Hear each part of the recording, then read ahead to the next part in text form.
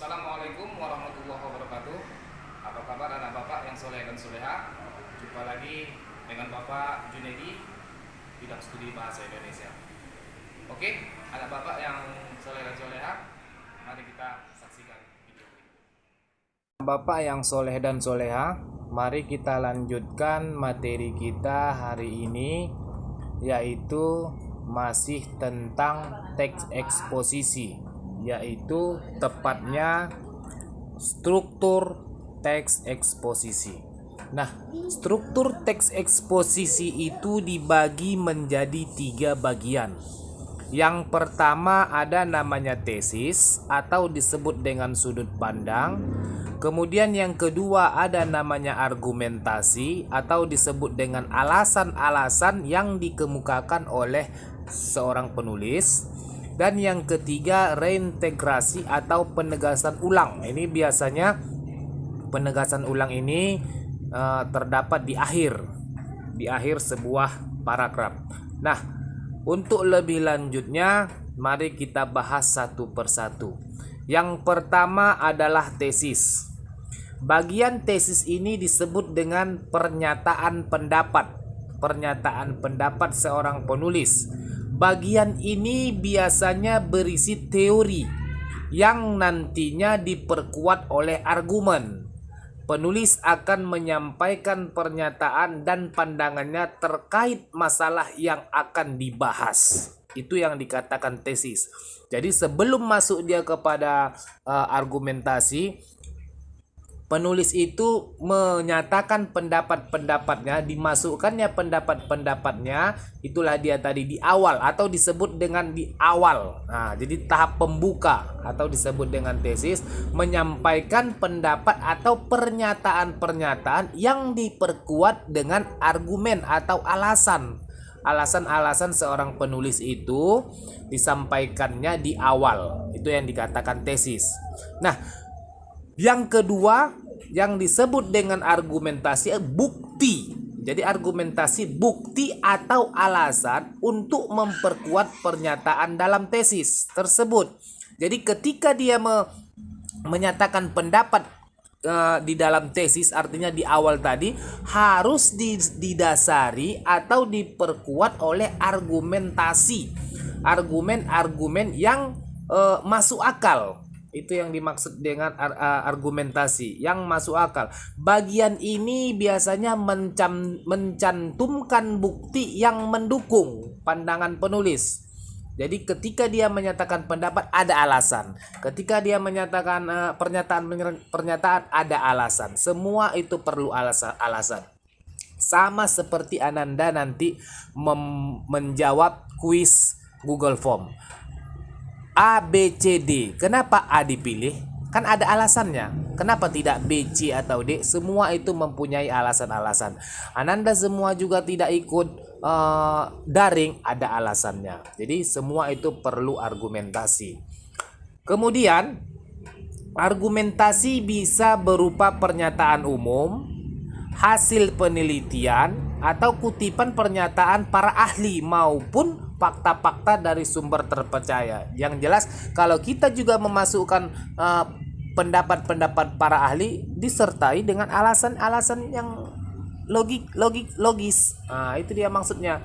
Kalaupun ada pernyataan, ada alasannya, ada argumentasinya. Itu dia struktur teks eksposisi yang kedua. Kemudian struktur teks eksposisi yang ketiga ada namanya reintegrasi atau penegasan ulang. Ini biasanya kalau dalam sebuah surat namanya penutup. Nah, reintegrasi atau pernyataan atau penegasan ulang ini biasanya berisi penegasan. Nah, penegasan itu sudah dia menjelaskan dia di awal. Ada penegasan di akhir. Di akhir sebuah paragraf itu ada penegasan ulang. Maksudnya penegasan ulang, diulangnya kembali dari awal tadi, walaupun hanya beberapa kalimat saja. Itu yang dikatakan penegasan ulang. Bagian tersebut berisi penegasan atas tesis yang pertama tadi, atas tesis dan argumentasi. Artinya ditegaskannya ulang kembali yang dari tesis dan argumentasi, atau sering disebut ini reintegrasi ini penegasan kesimpulan lah, kira-kira seperti itu, kesimpulan. Jadi ada penegasan ulang. Jadi maksudnya bagian ini atau bagian penegasan ulang ini biasanya terletak pada bagian akhir teks. Dan namanya juga sudah penegasan ulang. Jadi setelah dinyatakannya pendapat-pendapat tadi melalui tesis, kemudian ada argumentasi di tahap kedua. Setelah lengkap tesis dan argumentasi, diulanginya kembali, ditegaskannya kembali apa hal-hal yang ingin dibahas di sebuah paragraf itu, tesis atau argumentasi tersebut. Itu yang ditegaskannya kembali, penegasan ulang. Oke, anak bapak yang soleh dan soleha, itu mengenai struktur teks eksposisi. Kemudian kita beralih ke pola pengembangan teks eksposisi. Pola pengembangan teks eksposisi itu ada beberapa pola, tetapi untuk kali ini kita fokus kepada dua pola saja, yaitu pola umum dan pola khusus. Pola umum khusus ini biasanya disebut dengan sebuah paragraf deduktif. Seperti kita ketahui, paragraf deduktif itu mempunyai pola umum khusus. Apa itu yang dimaksud dengan umum khusus? Apa itu deduktif? Paragraf deduktif adalah paragraf yang gagasan utamanya atau kalimat topiknya terletak di awal. Ya, itu yang dikatakan paragraf deduktif. Jadi pola umum khusus ini biasa disebut dengan pola deduktif. Bagaimana contohnya? Kira-kira begini, Bapak kasih contoh secara lisan yang berbentuk paragraf deduktif atau yang berbentuk pola umum khusus. Jeruk sangat bermanfaat bagi tubuh manusia. Jeruk ada yang berwarna kuning, ada juga yang berwarna hijau. Apabila dimakan, jeruk rasanya manis. Di dalam jeruk terdapat vitamin C yang bisa menyehatkan panas dalam, bibir pecah-pecah, sariawan. Biasanya jeruk itu tumbuh di dataran-dataran tinggi atau yang bercuaca dingin. Kira-kira seperti itulah sepenggal contoh paragraf deduktif. Yang mana dia dikatakan deduktif? Di awal kalimat tadi Bapak mengatakan jeruk sangat bermanfaat bagi tubuh manusia. Kenapa dikatakan itu bersifat umum? Karena cakupan maknanya luas. Jeruk sangat bermanfaat bagi tubuh manusia. Di situ tidak ada disebutkannya apa manfaatnya. Kan belum ada disebutkan di situ. Cuman Bapak sebutkan di situ jeruk sangat bermanfaat bagi tubuh manusia. Belum Bapak jabarkan apa manfaatnya. Bagaimana apa warnanya? Bagaimana manfaat bagi tubuh manusia? Jadi jeruk ada yang berwarna kuning, ada yang berwarna merah, ada yang berwarna kuning, ada yang berwarna hijau. Itu dikatakan khusus. Kenapa dikatakan dia khusus? Karena cakupan maknanya lebih sempit atau lebih spesifik. Kalau umum cakupannya luas, sedangkan khusus dia menyempit. Tadi Bapak katakan jeruk sangat bermanfaat bagi tubuh manusia. Tidak ada di situ Bapak sebutkan apa manfaatnya, bagaimana hasil apa ketika meminum jeruk, tidak. Tetapi ketika Bapak katakan jeruk ada yang berwarna kuning dan ada yang berwarna hijau, itu masuk kepada khusus. Karena di dalam kalimat itu Bapak menyebutkan langsung warna dari jeruk. Di dalam ketika meminum jeruk kita bisa menyembuhkan sariawan, panas dalam, bibir pecah-pecah. Itu namanya khusus. karena nama penyakitnya itu Bapak sebutkan secara spesifik. Dan satu lagi, jeruk banyak mengandung vitamin C, itu yang dikatakan khusus. Artinya di kalimat pertama sifatnya umum, kalimat kedua dan seterusnya itu bersifat khusus. Itu yang dimaksud dengan paragraf deduktif. Nah, kebalikannya, pola khusus umum itu kebalikan dari khusus umum. Berarti kalau dikatakan dia pola khusus umum, ini dimaksud dengan paragraf induktif. Nah, apa itu paragraf induktif? Paragraf yang gagasan utamanya atau kalimat topiknya terletak di akhir.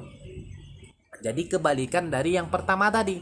Kalau pola umum khusus atau deduktif, kalimat utamanya terletak di awal. Sementara kalau pola khusus umum atau kalimat induktif, itu kalimat utamanya terletak di akhir. Bagaimana contohnya? Kebalikan dari pernyataan-pernyataan yang Bapak sebutkan tadi. Kebalikan dari sebuah contoh yang Bapak katakan tadi. Kalau umpamanya yang contoh pertama Bapak katakan, jeruk sangat bermanfaat bagi tubuh manusia. Sementara kalau untuk pola khusus umum, kebalikannya. Jeruk berwarna kuning, ada yang merah, banyak mengandung vitamin C. Ketika kita meminumnya bisa menyehatkan panas dalam, sariawan, bibir pecah-pecah, dan lain-lain. Jeruk sangat bermanfaat bagi tubuh manusia. Di akhir kalimat Bapak sebutkan jeruk sangat bermanfaat bagi tubuh manusia. Posisi kalimat utamanya terletak di akhir. Itu namanya paragraf induktif atau disebut dengan pola khusus umum. Yang khusus terlebih dahulu diucapkan. Nah, itu dia tadi. Jeruk ada yang berwarna hijau, ada yang berwarna kuning. Kan itu bersifat khusus. Bapak langsung menyebutkan warna. Itu dia dikatakan khusus. Dikatakan khusus itu dia lebih sempit. Artinya Bapak memberi sebuah surat untuk Ananda. Surat ini khusus, berarti hanya kalau sudah dikatakan surat ini khusus untuk si A, berarti si B tidak boleh membaca. Si C juga tidak boleh karena khusus untuk si A. Berarti kan lebih sempit, hanya satu orang.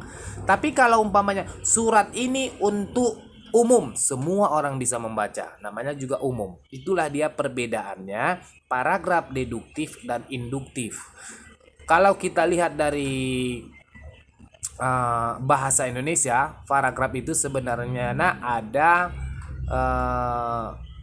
4 jenis paragraf dalam bahasa Indonesia. Ada 4. Yang pertama dia deduktif, yang kedua dia induktif, yang ketiga dia campuran, yang keempat dia deskriptif.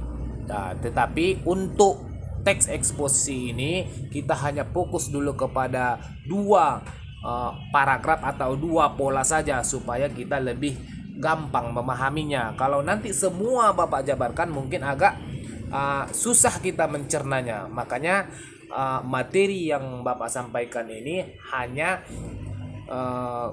garis besarnya saja yang Bapak tulis, tetapi penjelasan Bapak inilah yang seharusnya kamu simak.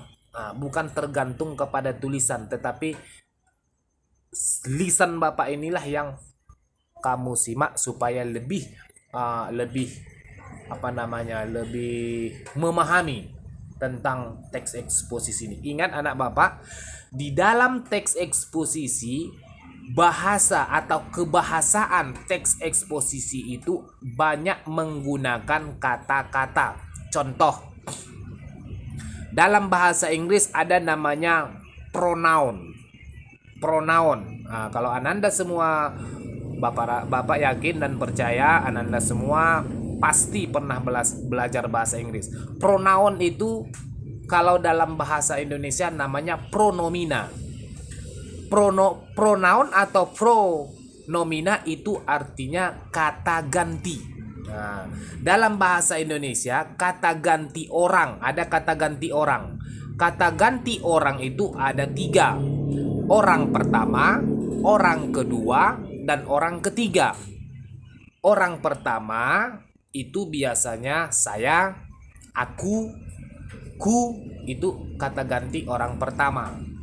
Kata ganti orang kedua, kamu, kau, engkau, Anda itu kata ganti orang ketiga.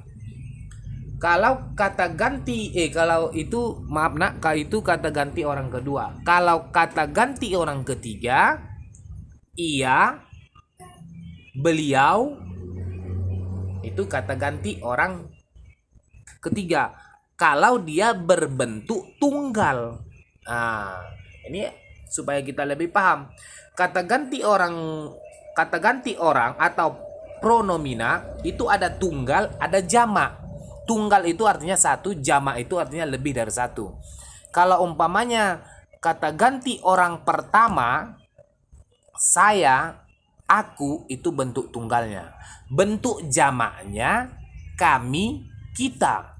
Nah, kalau kata ganti orang kedua, bentuk tunggalnya kamu, Anda, engkau, bentuk jamaknya tinggal tambahkan sekalian. Jadi kalau umpamanya kamu, kamu sekalian, Anda sekalian.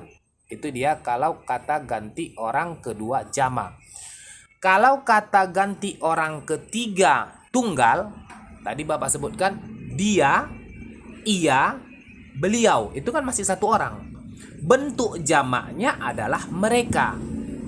Dalam bahasa Inggris ada itu namanya pronoun I, you, we, they. Ya, kalau Bapak tidak salah, I, you, we, they bentuk tunggalnya, bentuk jamaknya she, he, it. Nah, itu ada she, he, it. Jadi hampir sama sebenarnya kalau bahasa Inggris dengan bahasa Indonesia. Kalau dalam bahasa Inggris tadi Bapak katakan ada pronoun, dalam bahasa Indonesia ada namanya pronomina, yaitu kata ganti. Dalam bahasa Inggris ada namanya adjektif atau disebut dengan kata sifat. Dalam bahasa Indonesia namanya adjektiva. Nah, itu harus dipahami anak ya. Dalam bahasa Inggris namanya ada nomina. Maaf, kalau dalam bahasa Inggris namanya noun. Beda tadi pronoun, beda noun. Noun itu adalah kata benda. Dalam bahasa Indonesia namanya nomina. Nah, sama dengan tadi pronoun, pronomina. Kalau dia noun, nomina. Kemudian ada satu lagi kalau dalam bahasa Inggris namanya verb. Verb itu seperti kita ketahui itu adalah kata kerja. Dalam bahasa Indonesia namanya verba. Verba, kata kerja. Bisa nanti Ananda semua contoh kata benda itu apa, contoh kata kerja itu apa, contoh kata sifat itu apa. Nah, Bapak tambahkan sedikit. Kalau dia kata benda umpamanya meja, kursi, itu kan kata benda. Kalau dia kata kerja umpamanya mencuri, mencontek, membawa, itu kata kerja. Kalau umpamanya kata sifat itu biasa umpamanya cantik, pintar, itu adalah kata sifat ya. Oke, Bapak rasa ini saja dulu untuk materi kita tentang struktur teks eksposisi dan pola pengembangan teks eksposisi. Jadi dalam hal ini ada dua yang Bapak contohkan atau Bapak bahas pola pengembangan teks eksposisi, yaitu pola umum khusus atau deduktif, pola khusus umum atau induktif. Sebenarnya ada lagi yang lain. Satu lagi umpamanya contoh pola ilustrasi. Ada pola perbandingan. Si penulis membandingkan si A dengan B. Tapi untuk pertemuan ini kita fokus kepada dua pola ini saja dulu supaya kita lebih memahami pola-pola pengembangan teks eksposisi tersebut. Oke, baiklah anak Bapak, mudah-mudahan bermanfaat penjelasan dari Bapak ini, supaya Ananda semua bisa memahami. Tadi sudah Bapak tambahkan di situ ada pola kebahasaan dalam teks eksposisi, walaupun tidak Bapak tulis kebahasaan teks eksposisi di sini, tapi sudah Bapak sampaikan pola kebahasaan teks eksposisi itu biasanya menggunakan kata benda atau disebut dengan nomina. Oke, Bapak akhiri pertemuan kita hari ini. Nanti akan kita sambung dengan pertemuan-pertemuan berikutnya. Wassalamualaikum warahmatullahi wabarakatuh.